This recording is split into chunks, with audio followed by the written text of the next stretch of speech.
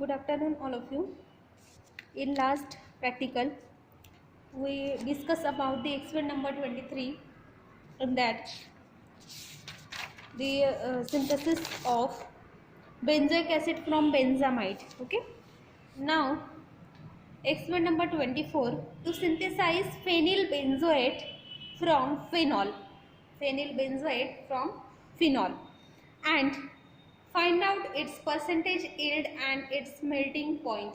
ठीक है, हमें इस एक्सपेरिमेंट में फिनॉल से फिनिल बेंजोएट बनाना है, सिंथेसाइज करना है और उसका percentage yield and melting point calculate करना है. ओके, तो प्रायोरियर कंसेप्ट क्या है, हम लास्ट 2 एक्सपेरिमेंट में भी हमने देखे हैं. बेसिक कंसेप्ट क्या है, तो ऑर्गेनिक रिएक्शंस, ठीक है, like hydrolysis, saponification, esterification, these are the organic reactions. ठीक है, तो यहाँ पे हमें स्ट्रिफिकेशन ए रिएक्शन देखनी है. ठीक है, एसिटाइलेशन एंड हाइड्रोलाइजेशन रिएक्शन हमने देखा था लास्ट एक्सपेरिमेंट्स में. इस एक्सपेरिमेंट में हमें स्ट्रिफिकेशन रिएक्शन देखना है. क्रूड प्रोडक्ट्स क्या होते हैं, मेल्टिंग पॉइंट क्या होता है. क्रूड प्रोडक्ट किसे बोलते हैं हम, तो ऐसे प्रोडक्ट्स जो आफ्टर सिंथेसिस फॉर्म होते हैं उनको बोलते हो आप क्रूड प्रोडक्ट्स. और मेल्टिंग पॉइंट क्या होता है, तो जो प्रोडक्ट आया है, जो हमने बनाया है प्रोडक्ट, उसका मेल्टिंग पॉइंट चेक करना. ठीक है, वो कब मेल्ट होता है, कौन से टेम्परेचर पर मेल्ट होता है, ये चेक करना. इसको बोलो क्या, melting point. Okay, then aromatic organic compounds, जो भी ऑर्गेनिक कंपाउंड हमने फॉर्म किया है उसके बारे में हमें स्टडी करना है. तो ये सब हमने देखा हुआ है. ऑर्गेनिक रिएक्शंस क्या होते हैं हमें पता है, क्रूड प्रोडक्ट क्या होता है, मेल्टिंग पॉइंट क्या होता है, एरोमेटिक ऑर्गेनिक कंपाउंड्स कौन से होते हैं ये हमें पता है. अभी न्यू कंसेप्ट में हमें क्या पढ़ना है, तो हमें देखना है कि जो बेसिक ऑर्गेनिक रिएक्शन है वो कौन सा है. अगर हमें फिनॉल से फिनिल बेंजोएट बनाना है तो उसमें main reaction, basic organic reaction जो है वो कौन सा है. ठीक है, तो फर्स्ट रिएक्शन है उसमें स्ट्रिफिकेशन रिएक्शन. रिएक्शन कौन सा इन्वॉल्व होता है, esterification reaction. Esterification means esterification is the reaction of alcohol और फिनॉल्स विथ एसिड्स और एसिड क्लोराइड्स. ठीक है, अल्कोहल या फिर फिनॉल्स जो होते हैं उनको अगर हम एसिड के साथ में या फिर एसिड क्लोराइड के साथ में ट्रीट करते हैं तो जो रिएक्शन फॉर्म होगा वो होगा स्ट्रिफिकेशन रिएक्शन. ठीक है, The reaction of acid chloride with phenols और alcohols are rapid. ये जो रिएक्शन होती है स्ट्रिफिकेशन, ये रैपिड रिएक्शन है, इरिवर्सिबल है. ठीक है, जो रिएक्शन होती है वो इरिवर्सिबल होती है, उससे पहले के प्रोडक्ट फिर से फॉर्म नहीं हो सकते. अगर हम इसको एसिड के साथ में ट्रीट करते हैं, अगर एसिड क्लोराइड के साथ में करते हैं फिनॉल या फिर अल्कोहल को ट्रीट, तो रैपिड रिएक्शन होती है और इरिवर्सिबल होती है, रिएक्शन रिवर्स नहीं होती.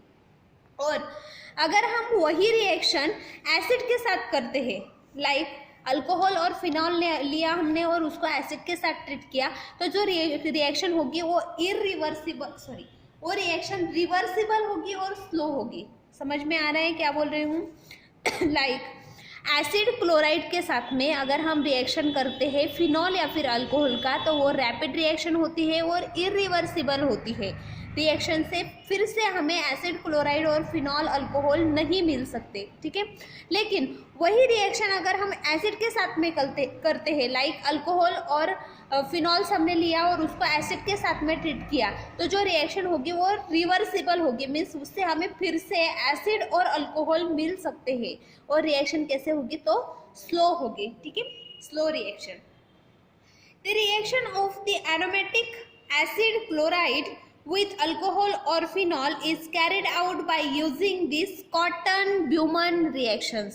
ये जो रिएक्शन होती है इसको क्या बोलते हो आप, Scotton-Bauman reaction. Okay, acid chloride added in proportion following by vigorous shaking to mixture of the hydroxyl compounds and the base of sodium hydroxides or pyridine. ठीक है, जो रिएक्शन होती है उस रिएक्शन में हम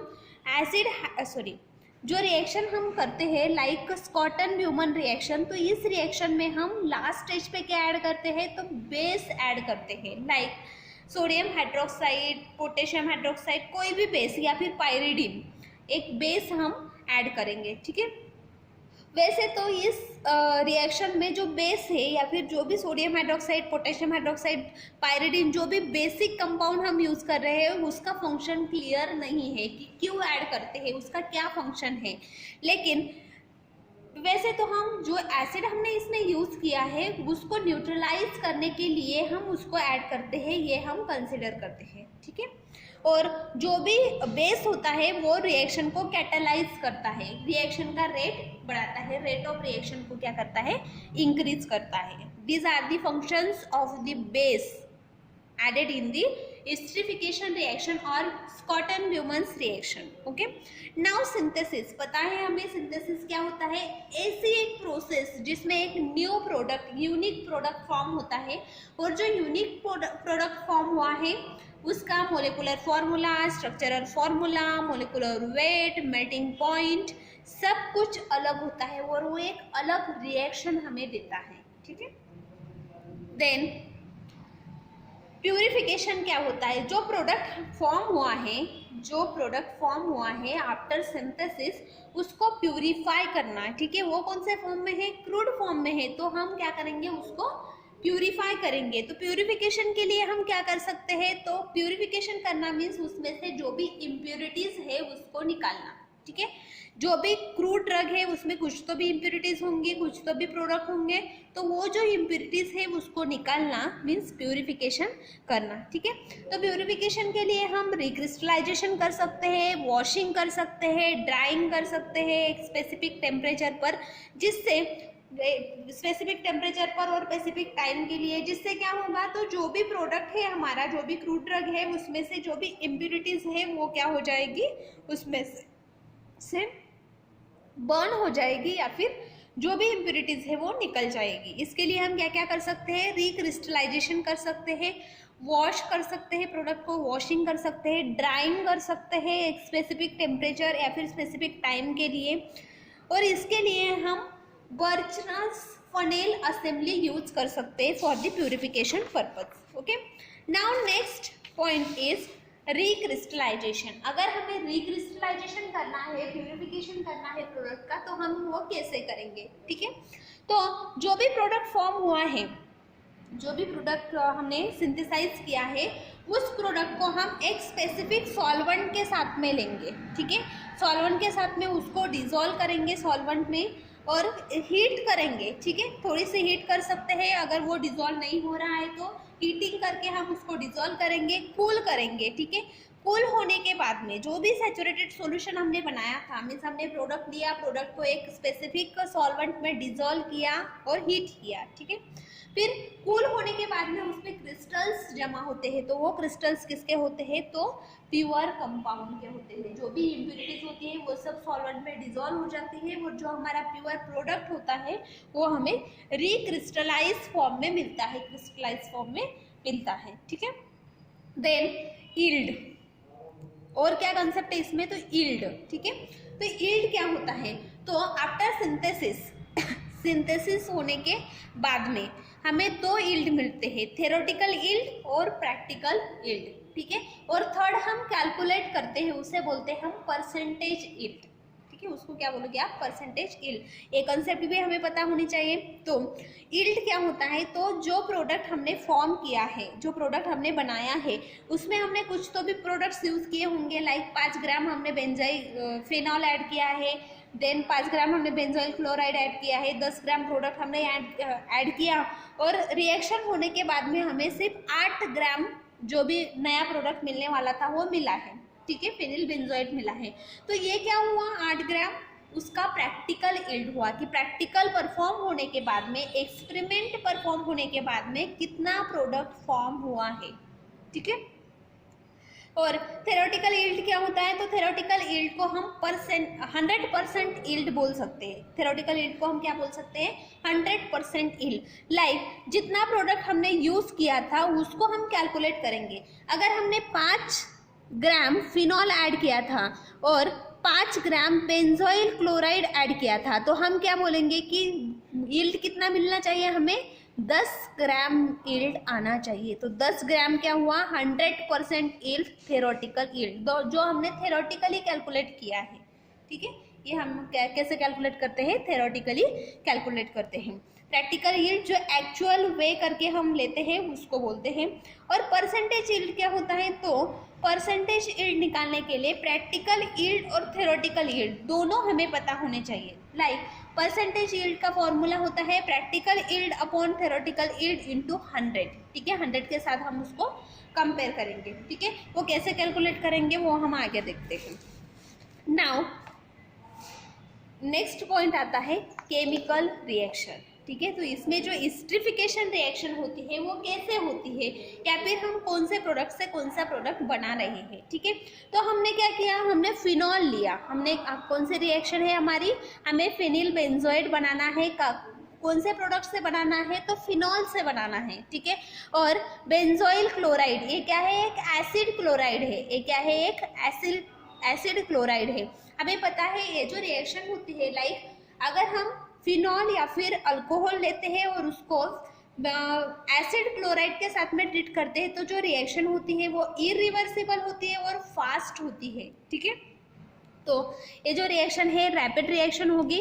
फिनॉल लिया हमने, फिनॉल जो है, फिनॉल को हमने बेंजोइल क्लोराइड जो है उसके साथ ट्रीट किया। फिनॉल को हमने बेंजोइल क्लोराइड एसिड क्लोराइड के साथ ट्रीट किया। ठीक है, तो ट्रीट करने के बाद उसमें हम ऐड करते हैं 10% NaOH, सोडियम हाइड्रोक्साइड। ठीक है, इसका पर्पज क्या है, तो ये रिएक्शन को फास्टर बनाता है, कैटालाइज करता है, एज वेल एज और क्या है कि एक यूज़ है इसका, तो ये क्या करता है, जो भी रिएक्शन होती है उसको न्यूट्रलाइज करता है, रिएक्शन को न्यूट्रलाइज करता है। ठीक है, कैसे न्यूट्रलाइज करेगा, तो जो फिनॉल है, फिनॉल में ये जो OH है इसमें से H और ये जो है C6H5COCl। ठीक है, तो ये H और Cl मीन्स ये क्या फॉर्म हुआ, HCl। ठीक है, तो HCl मीन्स क्या हो गया, ये एसिड हो गया। तो एसिड है मीन्स रिएक्शन कैसी है, एसिडिक है।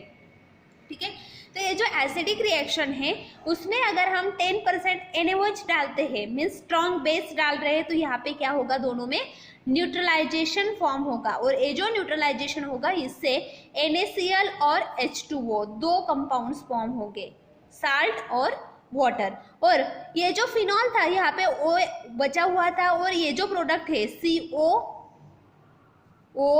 C6H5 ये जो बचा हुआ प्रोडक्ट था ये यहाँ पे अटैच हो जाएगा। यहाँ से जो HCl निकला हुआ था उससे रिएक्शन एसिडिक हो जाएगी।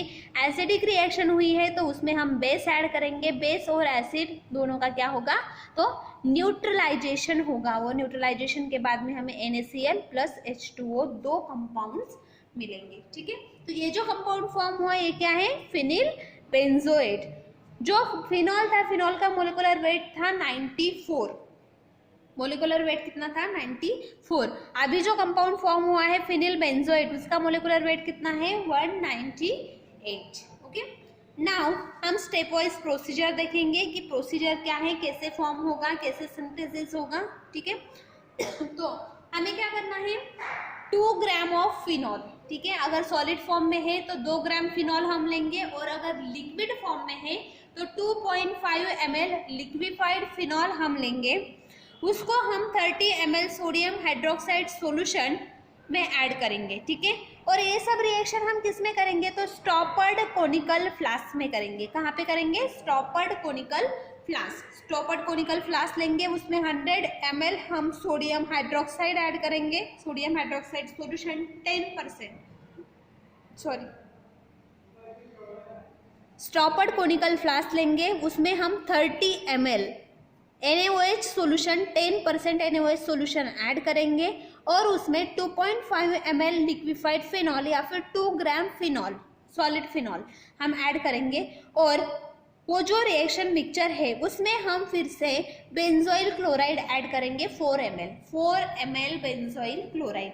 ये जो तीनों कंपाउंड का मिक्सचर है, phenol plus sodium hydroxide 2.5 ml phenol, liquefied phenol, 30 ml sodium hydroxide, 4 ml benzoyl chloride, ये जो तीनों का मिक्सचर है उसको हम स्टॉपर्ड कोनिकल फ्लास्क में विगोरसली शेक करेंगे, ठीक है, 15 to 20 मिनट्स, ठीक है, 15 से 20 मिनट तक हम उसको शेक करेंगे, जोर जोर से विगरसली शेक करेंगे।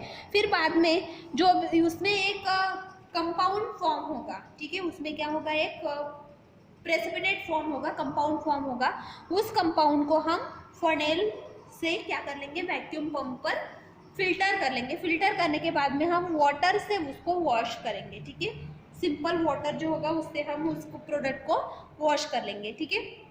ये अब तक जो प्रोसेस किया हमने, ये क्या हुआ, सिंथेसिस हुआ, ठीक है, हमें प्रोडक्ट मिला मीन्स क्या हुआ, सिंथेसिस हुआ। अभी हमें क्या करना है, तो अभी हमें उस जो मिला हुआ प्रोडक्ट है उसको प्यूरिफाई करना है। जो प्रोडक्ट हमें मिला है उसको क्या करना है, हमें उसका प्यूरिफिकेशन करना है, रिक्रिस्टलाइजेशन करना है, ठीक है। तो उसके लिए हम क्या करेंगे, तो जो प्रोडक्ट मिला है हमें, उस प्रोडक्ट को हम अल्कोहल में डिजोल्व करेंगे। जो प्रोडक्ट मिला है उसको क्या करेंगे, हम अल्कोहल में डिजोल्व करेंगे। डिजोल्व करने के बाद में थोड़ा सा उसको हीट कर लेंगे, फिर उसको कूल होने देंगे। जब वो कूल होगा तो कूल होने के बाद में उसमें क्रिस्टल्स जमा होंगे, ठीक है। तो वो क्रिस्टल्स किसके होंगे, हमारे प्योर प्रोडक्ट के, ठीक है, मीन्स उसमें क्या हुआ, रिक्रिस्टलाइजेशन हुआ। फिर हम उसको ड्राई करेंगे, जो क्रिस्टल्स मिले हैं उसको हम फिल्टर करेंगे, ड्राई करेंगे। ड्राई करने के बाद में हम उसको वे करेंगे और उसका मेल्टिंग पॉइंट डिटरमाइन करेंगे, ठीक है, वे करेंगे और मेल्टिंग पॉइंट डिटरमाइन करेंगे। ये हुआ हमारा स्टेप वाइज प्रोसीजर, जिससे हमें क्या मिला है, तो फेनिल बेंजोएट मिला है। अभी हमें क्या क्या ऑब्जर्वेशंस लेने हैं, तो हमें पता है जो फिनॉल था हमने कितना लिया था, 2 ग्राम फिनॉल हमने लिया था। प्रैक्टिकल यील्ड कितना आया हमारा, तो जो प्रोडक्ट आया है उसको हम वे करेंगे। वे किया हुआ प्रोडक्ट सपोज हमारा आया 3.3 ग्राम, ठीक है। नाउ मेल्टिंग पॉइंट जो है प्रोडक्ट का वो हम लिख लेंगे यहाँ पे। जो भी फिनिल बेंजोएट का मेल्टिंग पॉइंट होगा वो आपको यहाँ पे लिखना है, राइट डाउन करना है, ठीक है। देन कैलकुलेशंस करेंगे हम। पहले तो हम थ्योरेटिकल यील्ड निकालेंगे। थ्योरेटिकल यील्ड निकालने के लिए हमें पता है कि जो रिएक्शन है उसमें हमने 94 ग्राम फिनॉल लिया था, उसमें से हमें 198 ग्राम फिनिल बेंजोएट मिला है। ये क्या है, उसके मोलिकुलर वेट है, जितना हमने लिया था उतना हमें मिला है। लाइक 94 ग्राम फिनॉल हमने लिया था, उसमें उससे हमें 198 ग्राम फिनिल बेंजोएट मिलेगा, ठीक है। तो हमने कितना फिनॉल लिया था, एक्चुअल में 2 ग्राम लिया था। 2 ग्राम फिनॉल से हमें 4.21 ग्राम ऑफ फेनिल बेंजोएट मिलेगा, ठीक है। हम ये कैसे कैलकुलेट करेंगे, तो 198 इंटू 2/94 क्रॉस मल्टीप्लिकेशन करेंगे। क्रॉस मल्टीप्लिकेशन से हमें ये थ्योरेटिकल यील्ड मिल जाएगा, ठीक है। मीन्स हमें कितना मिलना चाहिए, अभी 2 ग्राम हमने फिनॉल लिया है तो उसमें से हमें 4.21 ग्राम फिनिल बेंजोएट मिलना चाहिए, ठीक है। अभी हम परसेंटेज यील्ड निकालेंगे, ठीक है। परसेंटेज यील्ड निकालने के लिए हमें क्या पता है, हमें थ्योरेटिकल यील्ड पता है 4.2 ग्राम। प्रैक्टिकल यील्ड कितना है, 3.3 ग्राम, जो हमने पिछले पेज पर देखा, ठीक है। अभी हमें क्या करना है, परसेंटेज यील्ड निकालना है। तो percentage yield is equal to practical yield upon theoretical yield into 100। Practical yield कितना था, 3.3, पर थ्योरेटिकल यील्ड कितना है, 4.2 इंटू 100 कितना आया, 78%, ठीक है। तो हमारा परसेंटेज यील्ड कितना आया है, 78%, ओके। ऐसे हमने क्या बनाया, तो हमने फिनॉल से फेनिल बेंजोएट प्रिपेयर किया, सिंथेसाइज किया, ओके। नेक्स्ट प्रैक्टिकल में एक्सपेरिमेंट नंबर 25 में हम beta bromo acetanilide from the acetanilide prepare करेंगे, ओके। Thank you. इस प्रैक्टिकल में हमने फेनिल बेंजोएट से फिनॉल से फेनिल बेंजोएट प्रिपेयर किया है। अगर आपने देखा होगा तो फिनिल जो है, फिनिल का मोलिकुलर वेट है 94 और फेनिल बेंजोएट जो है उसका मोलिकुलर वेट है 198। मीन्स हमें वो दुगना प्रोडक्ट मिल रहा है। लाइक 2 ग्राम अगर फेनॉल लिया हमने तो उसमें से हमें 4.2 ग्राम यील्ड मिल रहा है, मीन्स 4.2 ग्राम फेनिल बेंजोएट प्रोडक्ट हमें ज़्यादा मिल रहा है, ठीक है। तो यहाँ पे हमने फेनिल बेंजोएट सिंथेसाइज किया। नेक्स्ट प्रैक्टिकल में हम नेक्स्ट प्रोडक्ट सिंथेसाइज करेंगे। Thank you.